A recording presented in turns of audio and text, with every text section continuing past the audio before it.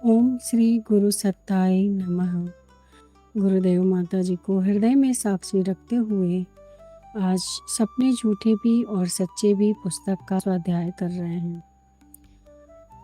इस पुस्तक के लेखक पंडित श्री राम शर्मा आचार्य जी हैं और इस पुस्तक में गुरुदेव ने स्वप्न किस तरीके के हो सकते हैं, बहुत ही इसके आयाम हो सकते हैं। स्वप्नों से कितनी भविष्य की बातें जानी जा सकती है, कितना हम भूत के गर्त में जा सकते हैं और इससे इस स्वप्नों के माध्यम से रोगों का भी निदान हो सकता है। ऐसी बहुत सारी चीज़ें इस पुस्तक में बताई गई हैं। आज डे 20 आज स्वाध्याय करते हैं।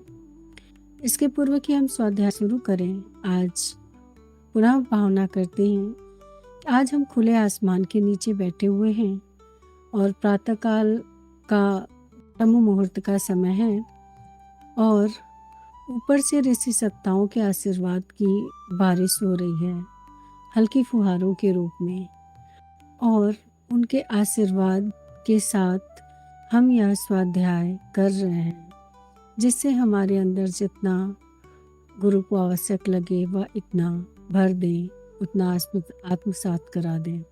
इसी भाव के साथ आज का स्वाध्याय शुरू करते हैं। कल हम लोगों ने पढ़ा था कि जो स्वप्न होते हैं हमारे ही जो भी हमारी मनोकामनाएं, इच्छाएं पूर्ण रह जाती हैं, उनको पूरा करने के लिए भी ये स्वप्न आते हैं।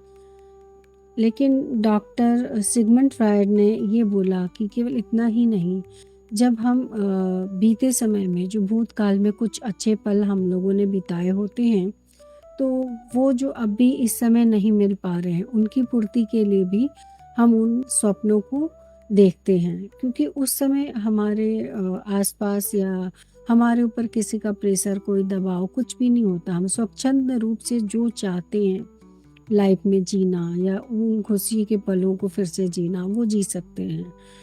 और जागृत अवस्था के जितने भी बंधन हैं उन सबको, जिससे हम परेशान भी हैं अगर, तो उन सबको छोड़ के, तोड़ के और उस समय एकांगी हम उस स्वप्न को देख सकते हैं। इसके अलावा अगर कहा जाए तो उन्होंने ये बात भी बोली कि स्वप्नों का यह दर्शन कि ये मनोवांछित इच्छाओं का और जो इच्छाएं दबी रह गई उनके पूर्ति के लिए स्वप्न आते। इसके अलावा भी बहुत सारे सच हैं जिसमें कि भविष्य काल की आने वाली समस्याओं या फिर खुशियों या फिर किसी भी चीज़ का एक दर्शन मात्र भी स्वप्न होता है। इसके अलावा रोगों के निदान भी इन स्वप्नों से किए जा सकते हैं, ऐसा भी है, जिसके लिए बहुत वैज्ञानिकों ने इस पर शोध किया कि जो लोग स्वप्न देख रहे हैं और उनको बुलाया और उनको अगर कहीं कोई प्रॉब्लम है तो उनके स्वप्नों का निरीक्षण किया कुछ दिन और देखा कि उनको किस तरीके के रोग में किस तरीके की पद्धति से उनको ठीक किया जा सकता है। और यह स्वप्न निदान जो है बहुत हद तक सफल देखी गई। आज आगे पढ़ते हैं। सन 1972 की घटना है, 1972 की। रूस के पोल्याना शहर में स्थित मेडिकल कॉलेज के भयंकर सिर दर्द के रोग से ग्रस्त एक लड़की आई।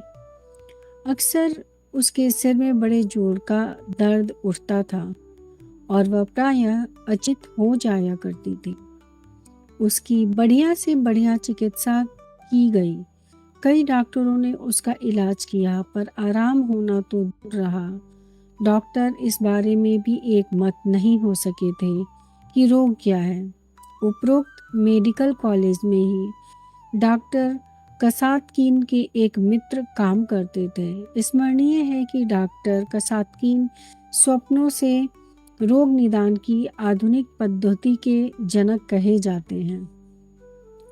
उन डॉक्टर महोदय ने रोगड़ी का स्वप्न परीक्षण किया और बताया कि उसे ब्रेन ट्यूमर है। बाद में अन्य उपकरणों ने भी उसके रोग की पुष्टि कर दी।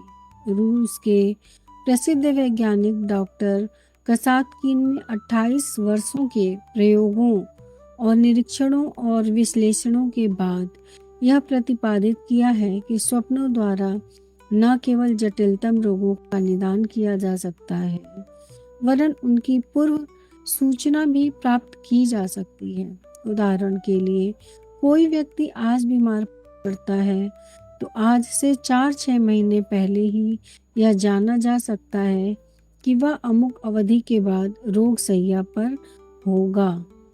यानी कि जिस समय की यह घटना लिखी गई है 1972, तब से अब तक तो बहुत सारे बदलाव आ चुके हैं। आजकल के दौर में बहुत सारे उपकरणों का निजात हो चुका है, लेकिन उस समय यह इतना कारगर सिद्ध हुआ कि जिस सर दर्द का कोई पहचान नहीं समझ में आ रहा था कि क्या रीजन हो सकता है, नहीं समझ में आ रहा था, उनके स्वप्नों का केवल विश्लेषण करके इस नतीजे तक पहुंचा गया कि उस बच्ची को ब्रेन ट्यूमर है।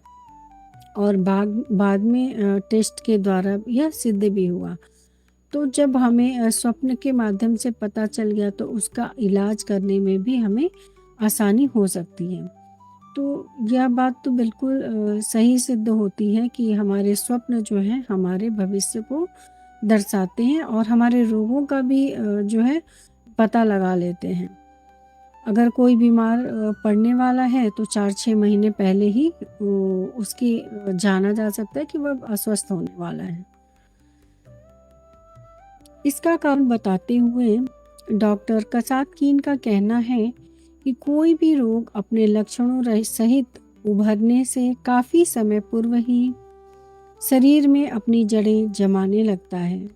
रोग की वह घुसपैठ शरीर दुर्ग के सहज प्रहरी और गुप्तचर अचेतन मन को तत्काल पता चल जाती है।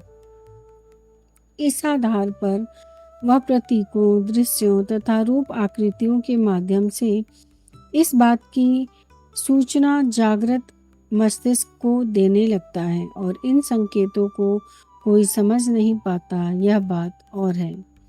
यानी कि अगर कुछ रोग होने वाले हैं, उसका स्वप्न आया, जबकि हमारा चेतन मन तो जान पाए या ना जान पाए, और चेतन मन जो है ऐसे ऐसे प्रतीक दृश्यों के माध्यम से उसको स्वप्न में लेकर आता है, क्योंकि अवचेतन मन को उन लक्षणों से धीरे धीरे पता चल जाता है कि कुछ तो प्रॉब्लम होने वाली है, और यह सूचना जो है हमें स्वप्न के माध्यम से पता चलती है।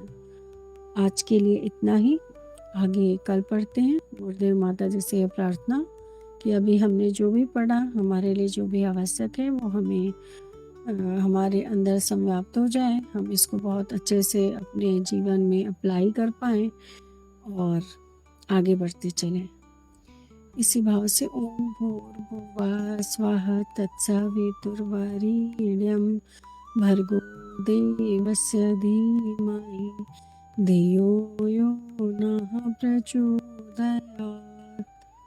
सभी को गुरुदेव माता जी का बहुत सारा प्यार, बहुत सारा